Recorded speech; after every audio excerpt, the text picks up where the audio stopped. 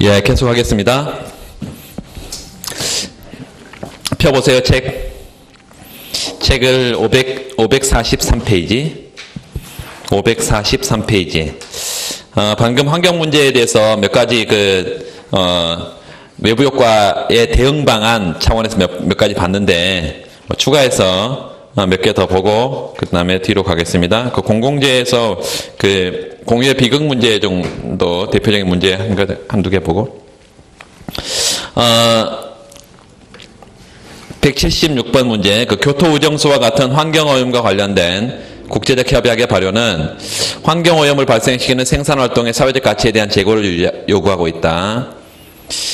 환경오염 문제니까 기본적으로 이제 외부효과 문제라는 걸 여러분 알 수 있고, 한강 상류에 세 기업 A, B, C가 있는데 폐수를 밑줄 알파톤씩 방류하고 있다. 각각 알파톤이니까 3알파톤을 방류하고 있겠죠. 얘네들이. 방류하는 폐수의 피해가 계산되지 않는 사적 시장 균형에서 밑줄. 사적 시장 균형. 사회적인 어떤 외부 효과 이런 걸 고려하지 않은 상태죠, 지금. 세 기업이 생산하는 재화의 균형 가격과 균형 거래량을 사회적으로 바람직한 수준에 비해서 어떻게 결정되냐. 잠깐 확인해 보면, 기본적으로 이제 여기 외부 효과에 관한 얘기를 여러분 먼저 써야 되고, 설문일에서는 외부 효과. 그래서 외부 효과의 의의 쓰고, 환경오염 문제가 전형적인 타 경제 주체에게 부정적인 외부 효과를 주는,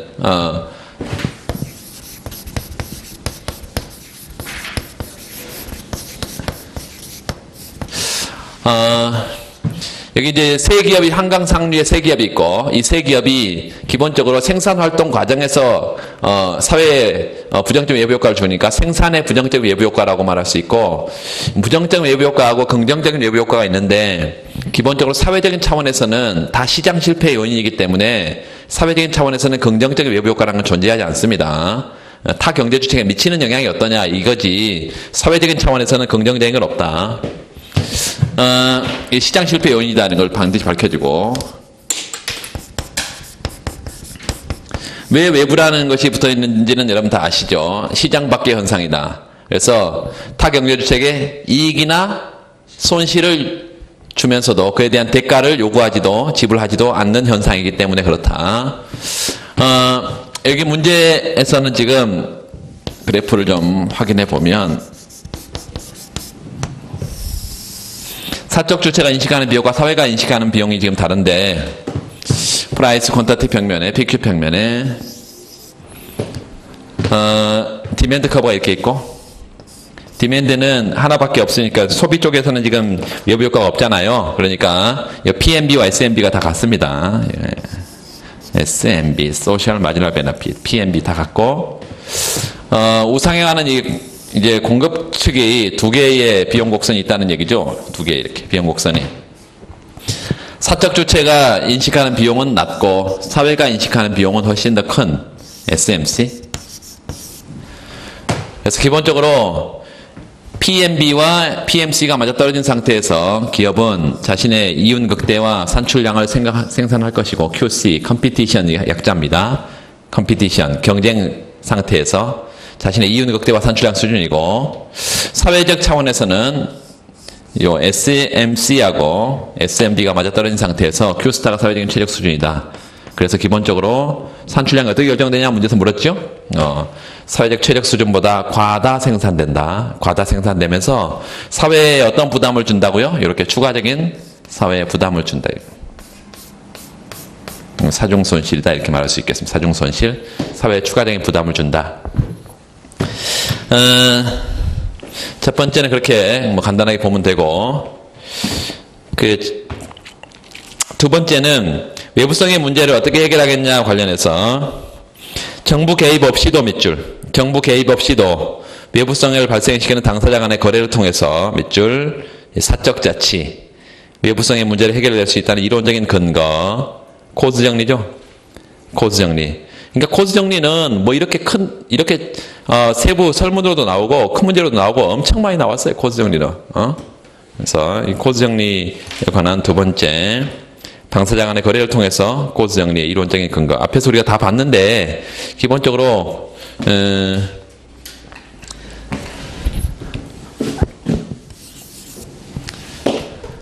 코드 정리의 의의가 나와야 되고, 두 번째 코드 정리의 전제 조건이 나와야 되고, 전제 조건이 뭐가 있나요?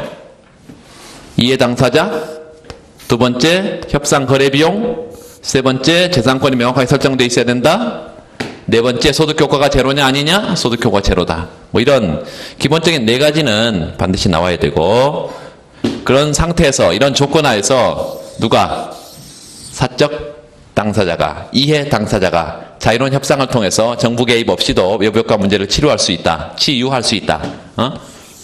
두 번째,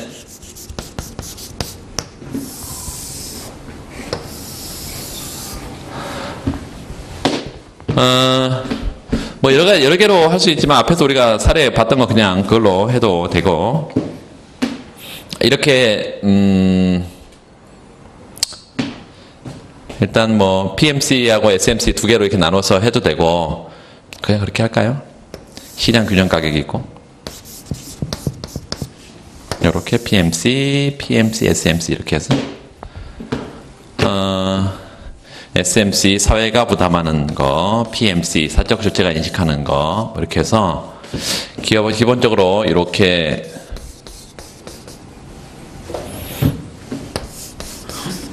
아까 봤던 거로 A, B, C, D 영역이 있고, 이게 Q스타고 최적 수준이고, 사적 주체가 인식하는 가장 이윤 극대화 산출량 수준이고, 이렇게 낮췄을 때 재산권이 누구에 있냐, 이렇게 구간을 나눠서 재산권이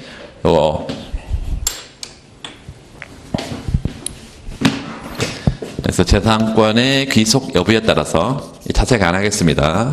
다 했으니까 귀속 여부에 따라서 누구에게 주어지냐에 따라서 누가 제한을 하고 이걸 누가 수용할 건지 얘기를 해주고, 마지막에 보상액을 정확하게 산정을 해주고, 보상액 범위를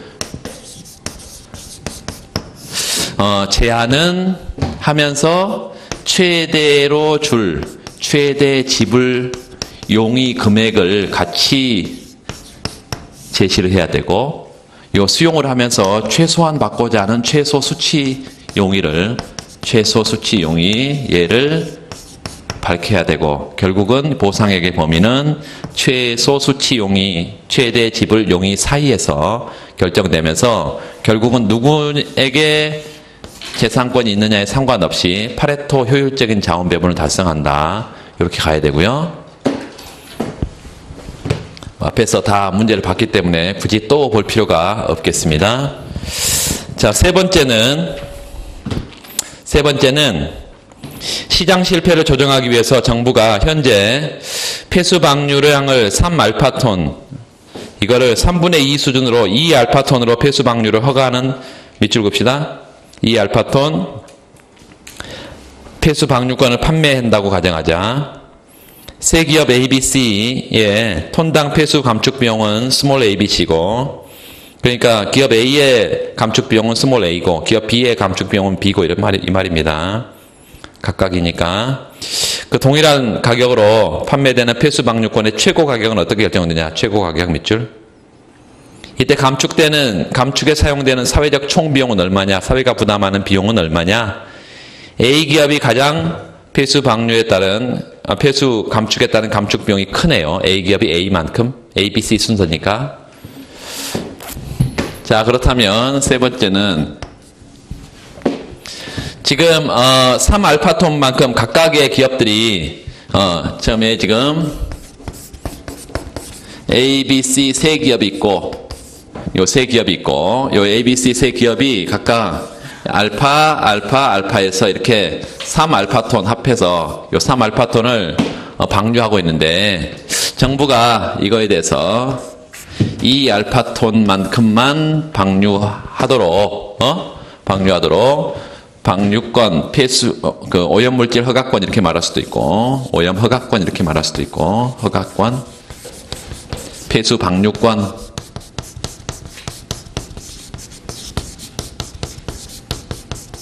이걸 공급한다.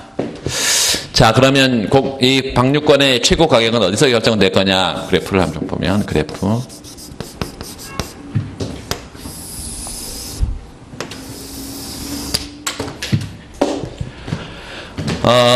여기를 알파, 여기를 2알파, 3알파 이렇게 하면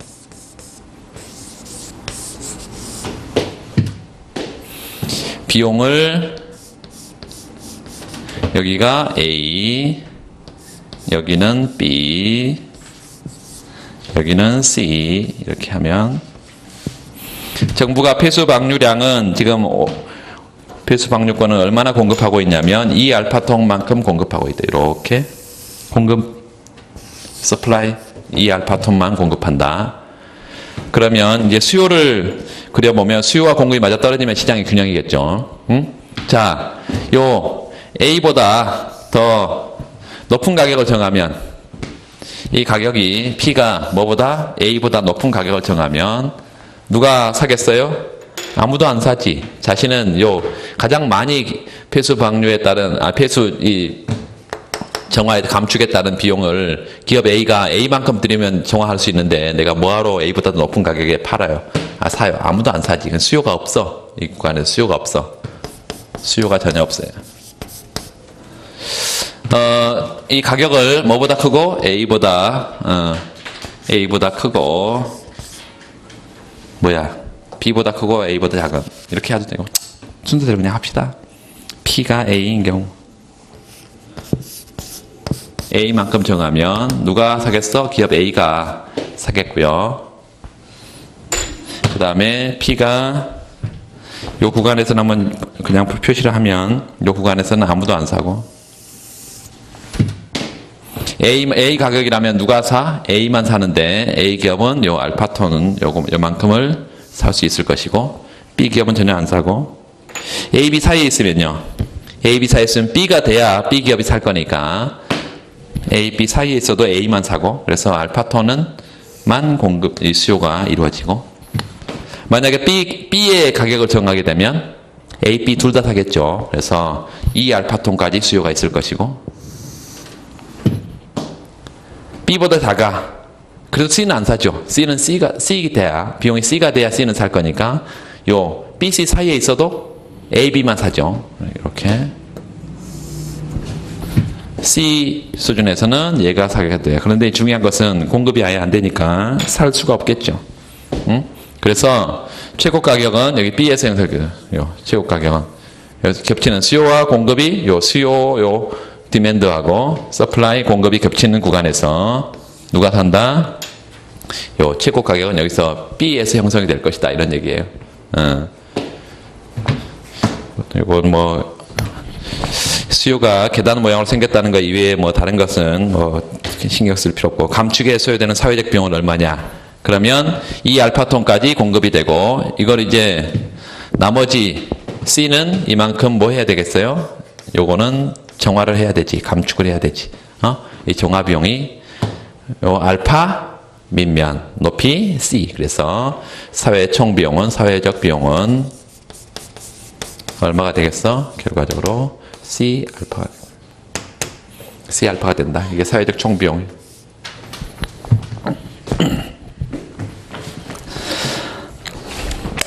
(4번) 폐수 방류권이 무상으로 각 기업에게 3분의 2 알파톤씩 나눠졌다.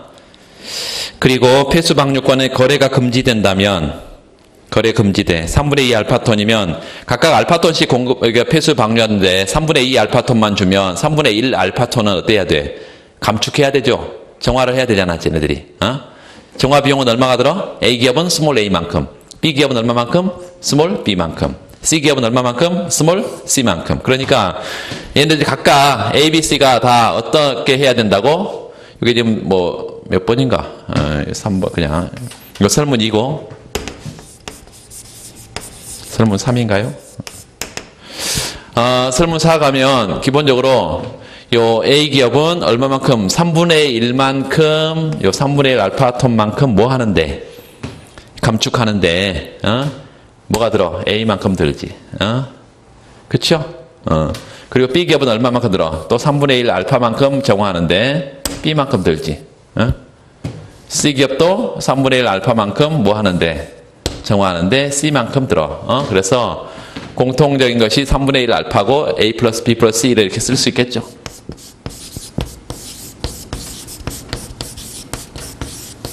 이게 사회적 총비용이지. 뭐 전혀 어려움이 없습니다. 그래서 5점 너무 많이 줬어. 그 사에서 나눠진 폐수 방류권이 거래될 경우에 이제 그 4번에 거래가 금지될 경우 동그라미 해놓고 5번에는 거래될 경우 폐수 방류권을 거래할 수 있다. 그러면 폐수 감축에 사용되는 사회적 총비용이 거기에 최저가 되는 효율적인 배분 상태가 달성될 수 있음을 설명해봐라. 거래를 못하니까 내가 이 3분의 1 알파톤을 전부 다 정화를 해야 되니까 지금 3분의 1 알파 A가 들었고 요 3분의 2 알파 B가 들었고 3분의 1 알파 C가 들었는데 지금 정화 비용이 제일 저렴한 애가 누구예요? 요 C죠, 요 C. 기업 C잖아. 요 B고 얘 C, A가. 그래서 기본적으로 요 C가 제일 비용을 적게 들여. 그러니까 A가 생각을 하겠죠. 아, 내가 3분의 1 알파를 내가 직접 정화하면 얼마가 들어? 3분의 1 알파 A가 드는데, 얘한테 이제 사면 저렴하게 살 수 있겠죠. 그러니까 A는 3분의 1 알파톤을, 요 3분의 1 알파를 뭐 할 수 있는, 내보내, 방류할 수 있는 방류권을 C로부터 사겠죠. 그러면 얘는, A는 뭐가 이제, 기업 A는 요 알파톤 자체를 다 방류할 수 있지. 3분의 1을 샀으니까. B는요. 얘도 스몰 b만큼 드는데 얘보다는 적게 들지, 많이 들지. 그러니까 얘도 C한테 가서 사겠죠. 얼마만큼 사? 3분의 1 알파톤을 방류할 수 있는 걸 사지. 그러면 얘는 이제 얘도 알파톤을 방류를 해버리고 C는 어때?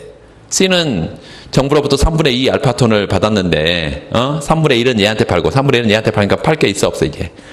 다 정화를 해야 되지. 그 정화 비용이 얼마? 알파에 대해서 알파톤. 원래는 자기는 3분의 1 알파톤만 정화하면 되는데 쟤한테 팔아버리고 기업 A한테 팔아서 3분의 1 알파톤을 내가 받았어. 또 기업 B한테 3분의 1 알파톤 받았어. 그랬더니 알파톤이 남았지 나한테는. 이거 다 정화해야 되지. 자기 정화 비용이 얼마? C. 그래서 C는 알파 C만큼 정화 비용이 들겠죠. 되시죠?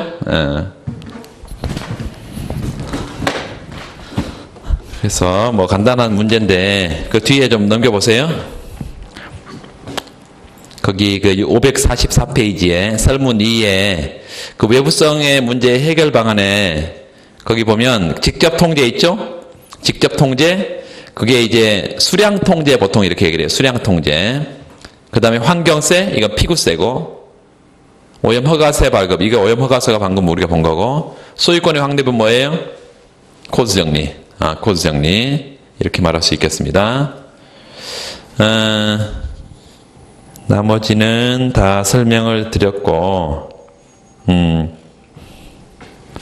그 다음 페이지 545페이지 바로 거기에 환경문제 설문 3에 설문 3 바로 위에 거기 코스 정리 시사점 및 현실적 문제점 거기다 별표 하나 해두고 환경문제에서 정부의 직접적 적극적 개입이 반드시 요구되는 것은 아니며 소유권 확립이라는 최소한의 개입을 통해서 문제 해결 가능함을 알 수 있다. 그러나 또 이해 당사자 확정 쉽지 않다.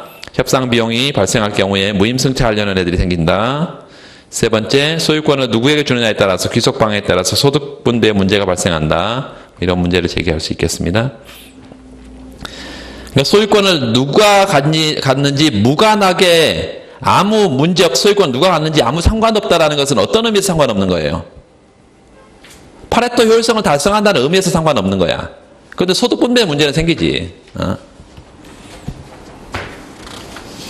나머지는 다 했고. 그래서 그 546페이지에 거기 정책적 함의에 항상 뭐하고 뭘 비교하냐면 이 오염 허가권 혹은 폐수 방류권 뭐 이런 어떤 거든 상관없이 직접 규제하고 비교를 해야 됩니다. 직접 규제 방식에 의해서 사회적 비용이 절감된다. 또 당사자들이 거래를 할 수 있게 해두면 지네들이 가장 효율적인 상태를 찾아가기 때문에 정부가 이 기업의 비용 구조에 대해서 알 필요가 있어요? 없어요? 알 필요가 없어.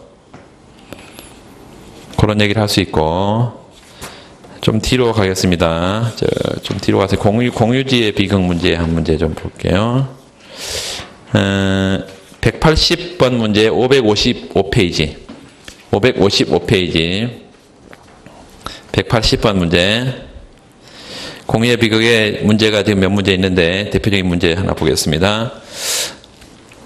어느 마을에 주민들이 공동으로 관리하는 목초지가 있다 밑줄. 공동관리 목초지. 이 공동관리 목초지는 공유자원이라고 우리가 생각할 수 있는데, 공유자원은 공공재 중에 순수 공공재예요? 비순수 공공재예요? 비순수 공공재다. 순수 공공재라면 비경합성, 비배제성 이게 성립해야 되는데, 이 공유자원은 뭐가 성립하고 뭐가 성립하지 않아요? 비배제성은 성립하는데 경합적이죠. 경합적이지. 그 말은 공유자원을 한 소비자가 사용해버리면 다른 소비자의 소비 이용 가능성에 대해서 영향을 준다는 것이죠. 그래서 경합적이다. 그래서 순수 공공재는 아니고 비순수 공공재다.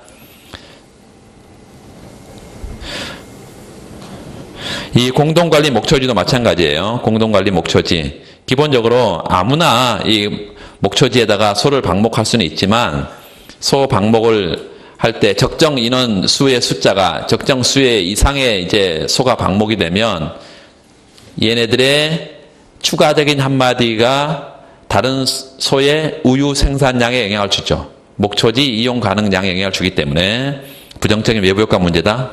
그래서 부정적인 외부 효과 문제다. 주민들이 여기에 자신들의 보유하고 있는 소들을 방목하고 있다고 하자, 주민들은 이 목초지를 아무런 거래 비용이 없이 사용할 수 있다. 밑줄.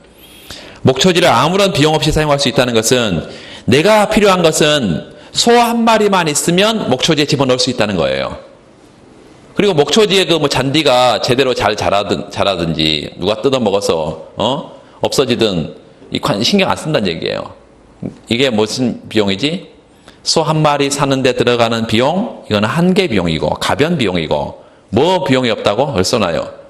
목초지 유지 관리에 고정 비용이 없다는 거야. 기본적으로 우리가 뭐든지 생산을 하려면 기본 생산 시설이 있어야 되잖아. 그게 고정 비용이에요. 목초지가 유지 관리가 돼야지, 목초지가. 그래야 소를 계속해서 방목할 수 있을 텐데 그 고정 비용이 없다라고 한 거예요, 지금. 그래서 계속 얘기했잖아요.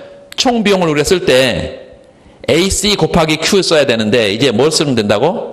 AC가 아니라 MC 곱하기 Q, MC 곱하기 K 이렇게 하면 된다고. 그 다음에 이들이 소를 키우는 목적은 우유를 생산해서 판매하기 위해서이다. 편의상 소 한 마리 시장 가격은 밑줄 10만 원입니다. 그러면 한 마리 사면 10만 원, 두 마리 20만 원, K 마리면 10만 K. 이렇게 모든 소들은 동일한 양의 우유를 생산하는데 마을에는 현재 K 마리의 소가 방목되고 있다. 생산되는 우유의 양은 생산함수로 100만 K 0.5선 이렇게 요약되어 있는데 그 밑줄 긋고, 이거는 내가 소 한 마리 샀을 때, 그 소 한 마리 사서 목초지에 집어넣었을 때 그 생산량인가요? 생산함수인가요?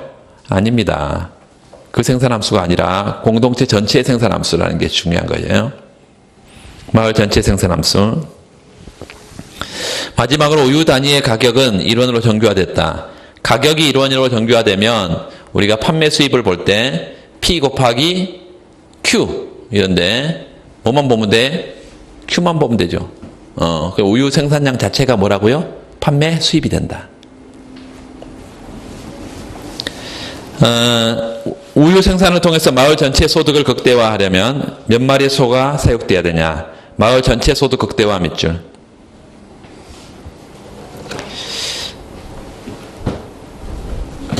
일단 거의 뒤에 좀 보고, 첫 번째 보고 두 번째 하겠습니다. 그 의의를 좀 보면, 마을 전체 소득을 극대화하려면 거기 사육할 소의 숫자를 이제 어떻게 정하는 게 바람직하냐라는 거 수식으로 먼저 보고 그래프도 좀 보고 이렇게 하겠습니다. 그 다음에 개인적 관점에서 최적은 뭐냐. 그래서 개인적 관점에서 봤을 때하고 사회 전체, 다시 말하면 마을 전체, 공동체 전체의 행동 원리가 다르고, 그때 각각 사육소의 숫자가 달라질 거니까 공유의 비극이 어떻게 발생하는지를 설명하시면 되겠어요.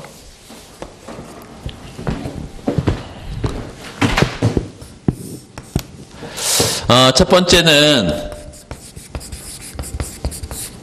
마을 전체의 소득 극대화, 공동체 전체.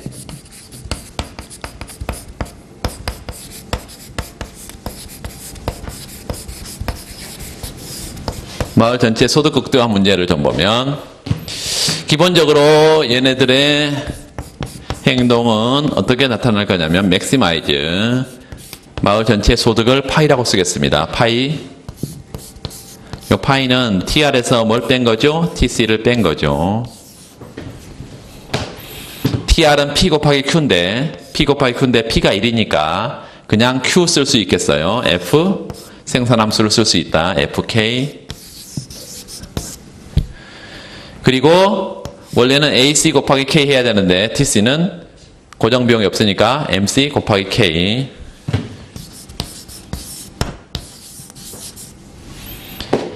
이런 총수입, 총수입, 이윤, 이걸 극대화하는 적정한 사육소의 숫자, K를 찾자. 이 문제고 지금 최적화는. First order condition, 이게 미분 조건은 내가 파이를 가장 크게 하기 위해서 공동체 전체의 이윤을 가장 크게 하기 위해서 몇 마리 사육소를 집어넣어야 되냐. 집어넣을 때 이윤이 극대화되냐. 자, 보면 FK를 한번 미분하면 MPK가 되고, MPK. 요 MC 곱하기 K를 미분하면 MC가 되죠. 그래서 요 조건하에서 가장 마을 전체의 소득이 극대화된다. 이렇게 말할 수 있겠고, 그래프를 좀 그려봅시다. 마을 전체의 소득 극대화는 여기가 MC하고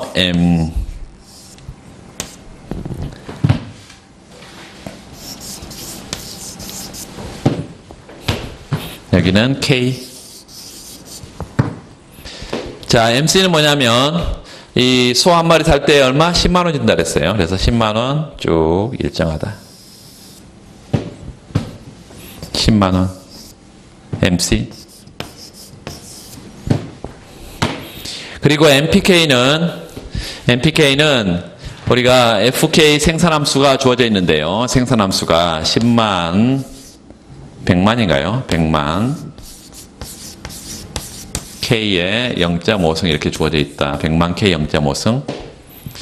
그러면 한번 미분하면 MPK는 얼마예요? MPK는 요 0.5가 앞으로 튀어나올 거니까 50만 K에 마이너스 0.5승 이렇게 되겠죠. 자, 그러면 이 MPK는 어떻게 생겼어? 한 번 더 미분하면 요게 마이너스가 앞으로 튀어나오면서 마이너스 25만 이렇게 되면서 K가 어떤 수준이든 다 마이너스 값이지. 그래서 체감한다. 우하향한다 이것입니다.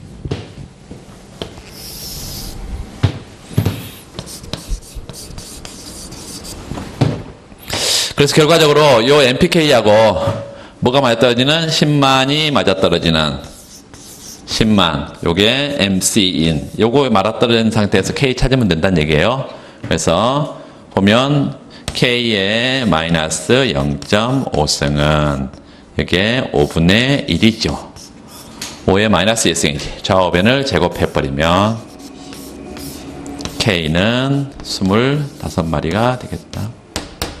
K 스타. 자, 이게 25마리.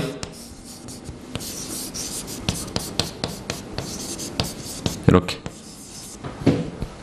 이게 공동체 전체의 소득을 극대화하는 사육소의 숫자가 되겠습니다. 두 번째는 그 두 번째 설문을 한번 읽어보면 개인들은 사회 전체 혹은 그 마을 전체 소득 극대화에 대해서는 관심이 없어. 뭐에 대해서 관심이 있어요? 내가 소를 한 마리 살 거냐 말 거냐. 이 뭐를 관심 있다고? 소 한 마리 살 때나 10만 원 드는데 말이야. 내가 여기다가 목초제 집어넣었을 때 10만 원보다 더 얘가 우유를 많이 생산해낼까? 아니면 그렇지 못할까? 이것만 관심이 있다는 얘기예요. 그래서 거기 두 번째 설문에 보면 우유 생산을 통해서 그 마을 주민들이 오직 개인적 관점에서 몇 줄 소를 사육한다면 어떤 결과가 발생하는지 설명해라. 그 결과가 비효율적이라면 어떤 해결책이 있냐 이렇게 물었습니다. 뒤에 뭐 그걸 구체적으로 지금 갈 필요는 없고, 자, 두 번째는 개인적 관점에서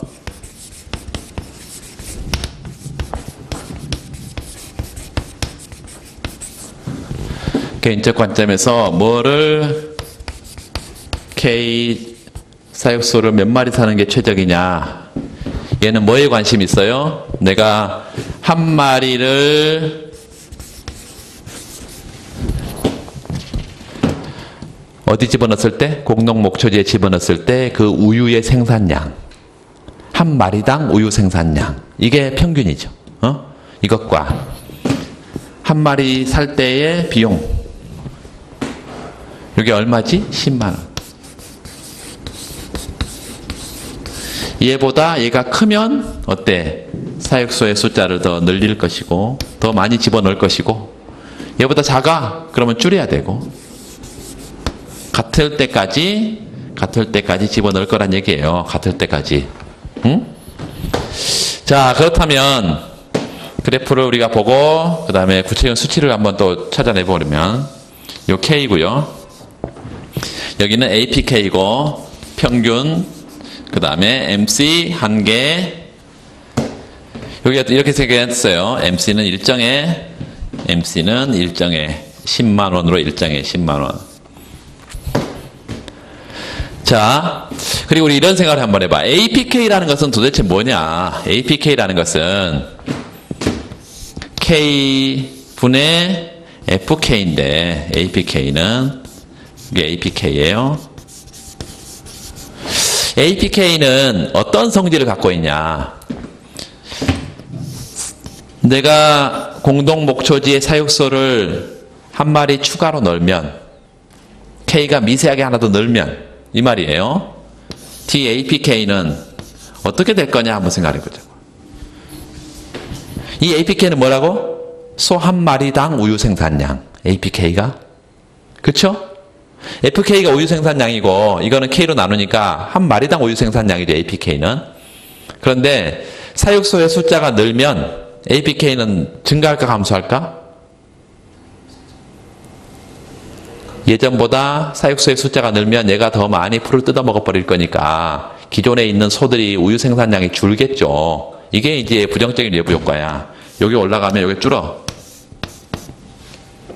그런데 이 APK를 우리가 평균과 한계로 나눠보면 이거 굳이 미분해야 될까요? 그럼 뭐가 나와? 불러. 응? 이게 뭐가 나오냐고. 평균과 한계의 관계. 뭐 안 해도 된다며. 빨리 불러요. 응? MPK 마이너스? 앞에 뭐 붙어야 되는데? K분의 1. K분의 1. MPK 마이너스 APK 되겠죠. 자, 그러면 요게 지금 사육소의 숫자가 늘면서 부정적인 외부 효과이기 때문에, 이게 부정적인 외부 효과, 타 소들에 대해서 우유 생산량에 부정적인 외부 효과를 미친다는 것은 얘가 0보다 작다는 얘기고, 그 결과 요 MPK가 APK보다 더 작다는 얘기죠. 응? APK는 어떤 상태고, K가 늘면 늘수록 APK는 증가해 감소해? 감소하는 상태. 이런 상태인데 이 우하향하는 구간에서는 항상 MPK는 아래가 있다고. 아래가 여기 APK이고 여기 MPK이고. 그러면 여기 보세요. 여기 아까 몇 마리였어? 25마리. 요 K스타 사회적인 최적 수준에 마을 전체의 소득을 극대화하는 사육소의 숫자는 25마리였어. 근데 여기는 지금 몇 마리일까요? 뭐 계산해 보면 되지. 뭐하고 뭐에 맞떨어지면 돼? APK하고 MC하고 맞떨어지면 되지. 그래서 여기서 APK 한번 구해볼까요? APK는 FK를 뭘로 나눈 거다? K로 나눈 거다. 그러면 이게 K분의 0.5니까 K의 마이너스 0.5인가요? 그렇죠? 100만 K의 마이너스 0.5가 되겠다. 여기 APK야. 얘하고 뭐가 많이 떨어지는데? MC. MC는 10만이야. 이렇게. 그러면 K의 마이너스 0.5승은 10분의 1이죠. 10의 마이너스 1승이니까 좌우변을 2배 해버리면 100이죠, 100. 그래서 요 사회적 차원에서 아니라 사적 차원에서, 퍼스널, 사적 차원에서는 100마리의 사육소를 공동 목초지에 집어넣는 게 최적이다. 그러니까 이 사회적인 생각과 개인의 생각이 전혀 다르고 이렇게 계속 100마리씩 집어넣게 되면 뭐가 공동 목초지가 다 고갈돼서 공유자원이 훼손되고 마모되고 고갈돼서 공유의 비극의 현상이 나타난다는 얘기죠. 그러면 이거를 해결하려면 어떻게 하면 돼? 사적 주체가 얘에 따라 행동을 하는데, APK에 따라 행동을 하는데 MPK에 따라 행동을 하는 게 아니라 얘가 비용이 공동 목초지에 사육소를 집어넣을 때 그 비용이 요 10만 원밖에 안 드니까 그게 문제라는 거예요. 요 비용이 만약에 이렇게 든다라고 인식을 하게 되면 얘가 이렇게 든다고 인식을 하게 되면 당연히 뭘 줄여? 100마리의 사육소를 25마리로 줄일 거야. 여기 비용이 이렇게 드니까. 이 비용은 어떤 비용이에요? 추가적인 진입 비용이지. 너 시장 가서 10만 원 주고 소 한 마리 사왔지? 여기 넣을 때 또 진입 비용을 또 내야 된다? 이렇게 하면 그 진입 비용이 얼마를 이제 내도록 하면 25가 될까요? 쉽죠? APK에다가 뭐 넣어버리면 요 25를 집어넣어버리면 여기 바로 나와버리죠. 그렇죠? 25를 여기다 넣어버려. 왜? 이게 APK야. 25. 그러면 이거 5의 2승이니까 이게 몇 마리에? 얼마에 이게? 5의 2승이니까 5분의 100만이죠? 20만? 20만. 그래서 20만이, 이게 20만이 돼. 20만. 진입비용이 20만 원이 아니라 요게 소 한 마리 사는 데 10만 원, 그리고 추가적인 진입비용이 10만 원, 이렇게 해서 10만 원을 추가로 진입비용을 받으면 얘가 지가 알아서 25마리로 줄여줄 것이다, 이런 얘기입니다. 그래서 그렇게 해서 문제를 해결한다 이거고,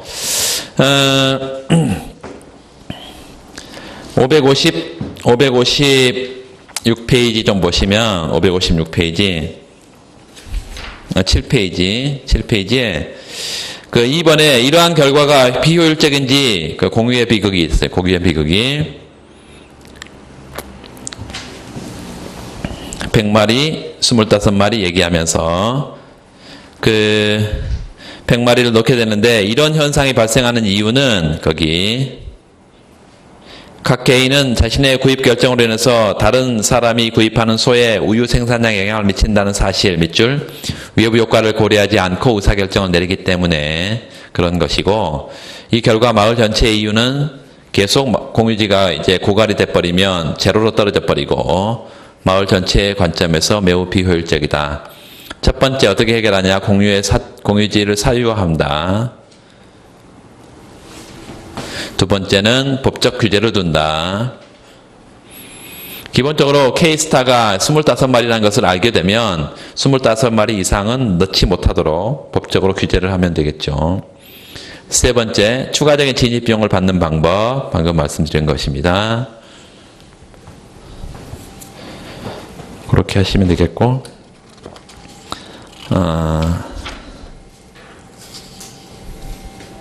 그 다음에 공공재 뭐 아주 간단한 거 있는데, 공공재 그 효율적 공급 조건 그거 하나 알아두세요. 어디 있냐면 559페이지에 뭐 치타제인, 이거 전통적으로 이거 이제 뭐 기본 강의 때 하는 거죠. 치타제인 이러면서 거기 보면 공공재 효율적 공급 조건 그거 기억하세요. MRS 플러스 MRS 이퀄 MRT. MRS 플러스 MRS, MRT. 수직합이죠, 수직합. 사적 시장에서는 우리가 앞에서 지금 계속 봤잖아요. MRS 이퀄, MRS 이퀄, MRT. 이게 종합적 효율성 조건이잖아. 사적 시장에서는. 그런데 이제 공공재가 존재하면 MRS 플러스 MRS 이퀄 MRT라는 것을 다 알 거예요. 지금 이거 할 필요가 없다고 생각이 들고, 기본적으로 효율적 공급 조건 이렇게 그렇게 보시면 되겠습니다. 그 뒤에 182페이지 뭐 교과서에 있는 공공재로 다리건설 얘기를 하고 있는데, 그 다리건설을 한번 체크를 한번 해보세요. 거기 어떤 마을에 두 주민 A, B가 있는데 새로운 다리를 건설할 걸 고려하고 있다. 다리 건설에 드는 총 비용은 100만 원 밑줄. A에게는 70만 원의 편익이 있고 B에게는 90만 원의 편익이 있다. 가치가 있으니까. 그러니까 둘이 합하면 얼마예요? 160만 원의 가치가 있으니까 총 비용 100만 원을 초과해서 다리 건설은 효율적이 아니에요? 효율적이죠? 첫 번째, 우리가 그렇게 항상 공공재를 우리가 공급할 때 공공재 공급이 효율적이냐 먼저 판단을 해야 됩니다. 두 번째는 두 사람 모두 찬성하는 경우에 다리 건설에 드는 총 비용을 절반씩 부담하니까 50만 원씩 부담하게 될 거고, 한 명만 찬성하면 찬성한 사람이 결국 필요하니까 100만 원을 다 들여서 다리를 건설하고, 필요 없다고 말하는 사람은 무임승차하고, 뭐 이런 얘기예요. 그래서 다리 건설비에 협의한다고 할 때 다리가 건설될 수 있냐? 건설될 수 있을까요? 없겠죠. 왜? 자신의 선호를 표출하지 않으니까. 진정한 선호를 표출하지 않으니까. 그래서 공공재 효율적 생산과 소비를 위해서 정부가 개입할 경우 발생할 수 있는 문제점은 또 뭐냐? 이렇게까지 물었습니다. 뒤에 넘겨보세요. 그 표가 하나 나와 있는데, 표가 앞에 지금 다리 건설 비용은 100만 원이고, 갑은 A는 얼마의 편익을 누린다? 70만 원. B는 90만 원 이랬어요. 그러니까 둘 다 찬성하면 갑은 70만 원 중에 50만 원 뭐 내고, 건설 비용 내고 20만 원이 남지. 순편익. 여기 그 다음에 B는요. 90만 원 중에 40만 원이 남고. 여기 마이너스 30, 90은 왜 나온 거예요? 한 명이 100만 원 내니까 자기는 70만 원밖에 편익이 없는데 30만 원 손실을 보고, 또 상대방은 아무것도 안 내니까 100만 원 그대로 90만 원 자기 편익값만큼 90만 원만큼. 거기 찾아보세요. A가 찬성하면 B는 찬성 반대 위에 90. A가 반대하면 B는 찬성 마이너스 10 반대 0 위에. 그래서 A의 전략과 무관하게 B는 우월 전략이 반대고, B도 마찬가지죠. 찬성하면 A가 찬성 20, 70 중에 70 위에, B가 반대하면 A는 마이너스 30, 0 중에 0 위에. 그래서 우월 전략 균형이라는 게 존재하고, 도미넌트 스트래티지 이퀄리브리엄이라는 게 존재하고, 그게 반대다. 열등 균형이다. 용의자 딜레마다. 서로 찬성했으면 20, 40 합해서 60의 편익을 누릴 수 있었을 텐데, 뭐 이렇게 얘기하는 거죠 지금. 그러면 그걸 해결하기 위해서 나와 있는 게 지금 정부 그 뒤쪽에 정부 개입의 형태. 공공재는 공공재 공급의 총 혜택, 이것이 공공재 공급의 총 비용을 넘어선다면 공공재를 공급하기로 결정할 수 있다. 아까 말씀드렸어요. 아까 편익이 70만 원, 90만 원이니까 160만 원의 편익을 누리는데 비용은 100만 원밖에 안 되니까 공공재 공급하기로 결정할 수 있다 이 말이에요. 그걸 뭐 그럴듯하게 표현한 것 뿐이야. 정부가 조세 수입을 통해서 공공재 공급에 소요되는 비용을 조달한다면 전체 사회 혁신을 향상시킬 수 있다. 조세를 어떻게 얻을까 문제죠. 그러나 효율적인 공공재 공급을 위해서 사람들이 진실된 선호를 파악하는 것이 전제돼야 한다. 몇 줄? 진실된 선호. 이를 위해서 클라크 조세 등의 수요 표출 메커니즘을 활용할 수 있다. 클라크 그로브스 조세. 그 용어로 공공재 나오면 공공재 그 선호 표출 문제 메커니즘에 현시 장치를 쓰세요. 그렇게. 또한 협상을 통해서 해결하거나 민간 공공재 공급자에 대해서 보조금을 지급한다든가 이런 그 정부 개입이 어떤 한계 있다. 수요 표출 메커니즘을 활용한 직접 공급은 개인의 선호 집계를 위한 제반 행정 비용이 든다. 두 번째. 담합에 취약하다. 간접 비용이 많이 든다면 오히려 사회적으로 비효율성이 나타날 수 있고, 또 협상 보조금 등의 개입 방안의 경우 무임승차 문제를 완전히 해결하지 못한다, 이렇게 하고 있습니다. 그 뒤에 스포츠센터 짓는 거, 그것도 읽어보시면 되겠고, 그 정도로 하고, 그 다음에 뒤에 정보경제로 가겠습니다. 잠깐만 쉬고, 한 5분만 쉴게요. 네.